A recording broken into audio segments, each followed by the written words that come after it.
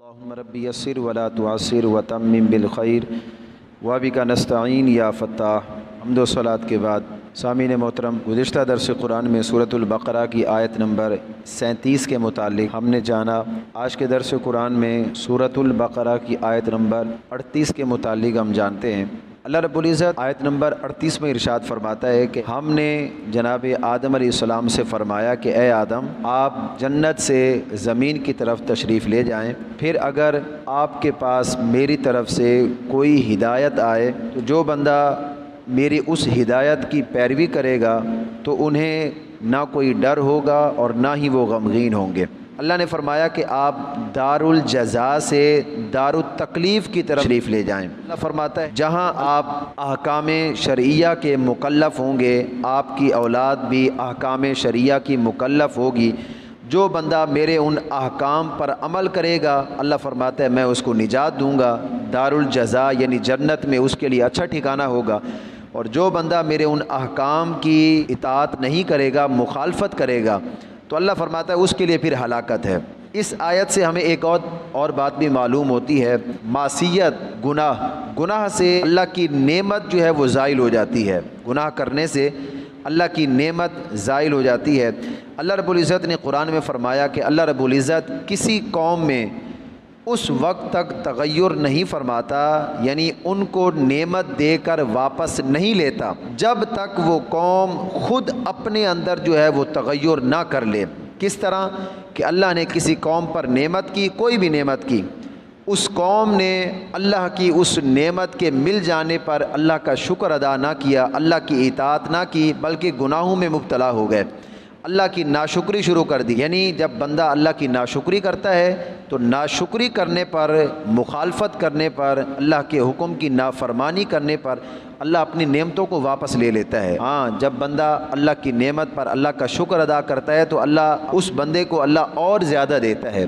تو اس لیے ہمیں یہ چاہیے کہ ہم پر جب بھی اللہ کی کوئی نعمت ہو، ہم ایک تو اللہ کے حکم کی اطاعت کریں، اس کی فرمانبرداری کریں، اور اس نعمت کے مل جانے پر ہم اللہ کا شکر ادا کریں کہ یا اللہ تیرا شکر ہے، تو نے ہمیں یہ نعمت عطا کی ہے، اس لیے ہم پر یہ لازم ہے کہ ہم اللہ کا شکر ادا کریں۔ اللہ رب العزت نے یہاں فرمایا کہ جب تمہارے پاس میری کوئی ہدایت آ جائے، ہدایت سے کیا مراد ہے؟ اس آیت کا مطلب یہ ہے کہ جب اللہ رب العزت کسی نبی یا کسی رسول کو بھیجے، یا کوئی کتاب نازل فرمائے، یا کوئی صحیفہ نازل فرمائے، تو جو لوگ ان کی دی ہوئی ہدایت کی پیروی کریں گے، اللہ فرماتا ہے ان کو اپنے مستقبل یعنی آخرت میں نہ کوئی خوف ہوگا، نہ ہی وہ غم زدہ ہوں گے، اس لیے کہ وہ دنیا میں اللہ کی اطاعت کرتے رہے۔ یہ بھی یاد رکھیں، اس آیت میں یہ مطلقاً خوف کی نفی نہیں ہے، کیونکہ اللہ کے نیک بندے جو ہوتے ہیں وہ ہر وقت اللہ کے خوف میں رہتے ہیں۔ یہاں یہ نہ سمجھا جائے کہ اللہ کے نیک بندوں سے مطلقاً خوف کی نفی ہے، انہیں کسی چیز کا خوف نہیں ہوتا۔ ہاں، دنیا کے اعتبار سے انہیں کسی چیز کا خوف نہیں ہوتا، لیکن اللہ کا انہیں سب سے زیادہ خوف ہوتا ہے، اس لیے کہ جو اللہ کے سب سے زیادہ قریب ہوتا ہے اس کو اللہ کا سب سے زیادہ خوف ہوتا ہے، اس کے اندر سب سے زیادہ اللہ کا ڈر ہوتا ہے۔ اور یہ بھی یاد رکھیں، یہاں خوف سے مراد وہ خوف ہے جو خوف تکلیف کے باعث آتا ہے، وہ خوف مراد ہے۔ اللہ کا خوف یہاں مراد نہیں ہے۔ اللہ کا خوف یہ تکلیف کا باعث نہیں ہے، بلکہ یہ تو نفع کا باعث ہے۔ اللہ کا خوف جب بندے کے دل میں آتا ہے تو بندہ اس وقت گناہوں سے بچ جاتا ہے، یہ تو انسان کے لیے ایک نفع کی بات ہے۔ اور ہمیشہ انسان کو یہ دعا کرنی چاہیے کہ یا اللہ ہمیں صرف اور صرف اپنا خوف عطا فرما۔ یہاں جس خوف کی بات کی جا رہی ہے کہ جو لوگ نیک اعمال کریں گے ان پر کوئی خوف نہیں ہوگا، وہ خوف ہے جو تکلیف کے باعث آتا ہے۔ تو اللہ والوں کو کوئی تکلیف دنیاوی اعتبار سے نہیں ہوگی، اللہ کا خوف ہونا یہ نفع کا باعث ہے۔ اللہ رب العزت نے اگلی آیتوں میں ارشاد فرمایا کہ جن لوگوں نے کفر کیا، ہماری آیتوں کو جھٹلایا، اللہ فرماتا ہے وہی لوگ جہنمی ہیں، ہمیشہ ہمیشہ وہ جہنم میں رہیں گے۔ نبی اکرم صلی اللہ تعالی علیہ وسلم کا حقیقت میں خلیفہ اعظم ہونا، عالم اجسام اور عالم ظاہر میں آدم علیہ السلام ہی پہلے انسان اور اللہ کے خلیفہ ہیں، لیکن عالم حقیقت میں اگر دیکھا جائے، حقیقی اعتبار سے اگر دیکھا جائے تو اول خلق اور اللہ کے خلیفہ اعظم، نائب اعظم جناب رسول اکرم صلی اللہ تعالی علیہ وسلم کی ذات اقدس ہے، جس طرح بہت ساری احادیث میں آیا۔ ان میں سے ایک حدیث مبارکہ ہم جانتے ہیں، حضرت ابو ہریرہ رضی اللہ تعالیٰ عنہ فرماتے ہیں صحابہ کرام رضوان اللہ تعالی علیہ مجمعین نے نبی اکرم صلی اللہ تعالی علیہ وسلم کی خدمت میں عرض کی، یا رسول اللہ صلی اللہ تعالی علیہ وسلم، یا رسول اللہ آپ کے لیے نبوت کب ثابت ہوئی؟ آپ کو اللہ نے نبوت کب عطا فرمائی؟ تو آپ علیہ الصلوۃ والسلام نے ارشاد فرمایا کہ میں اس وقت بھی نبی تھا جس وقت آدم روح اور پانی کے درمیان تھے۔ تو جناب آدم علیہ السلام کی ابھی پیدائش ہو رہی تھی، اللہ نے اپنے محبوب علیہ الصلوۃ والسلام کو ساری عظمتیں پہلے ہی عطا فرما دی تھیں۔ تو اس اعتبار سے بھی نبی اکرم صلی اللہ تعالی علیہ وسلم اللہ کے خلیفہ اعظم ہیں۔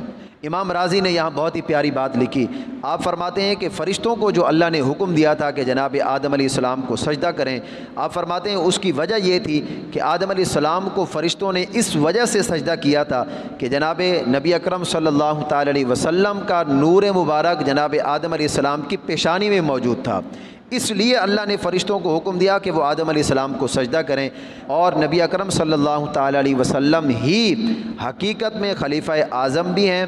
زمینوں آسمانوں کی بلندیوں میں وہی خلیفہ اور پہلے امام ہیں۔ در حقیقت آدم علیہ السلام کی پیدائش بھی حضور ہی کی وجہ سے ہوئی۔ آدم علیہ السلام کی پیدائش، یہ زمینوں کا بننا، آسمانوں کا وجود میں آنا، یہ سارے کا سارا جناب رسول اللہ صلی اللہ تعالی علیہ وسلم کی وجہ اور آپ کے صدقے طفیل میں ہے۔ نبی اکرم صلی اللہ تعالی علیہ وسلم اللہ تعالیٰ کی مخلوق میں افضل علی الاطلاق ہیں، بلکہ آپ ہی ساتوں آسمانوں میں حقیقت میں خلیفہ بھی ہیں۔ جس دن اللہ رب العزت کے حضور کسی نبی کو شفاعت کی اجازت نہیں ہوگی، صرف اور صرف نبی اکرم صلی اللہ تعالی علیہ وسلم کو اللہ رب العزت مقام محمود پر جو ہے وہ فائز فرمائے گا۔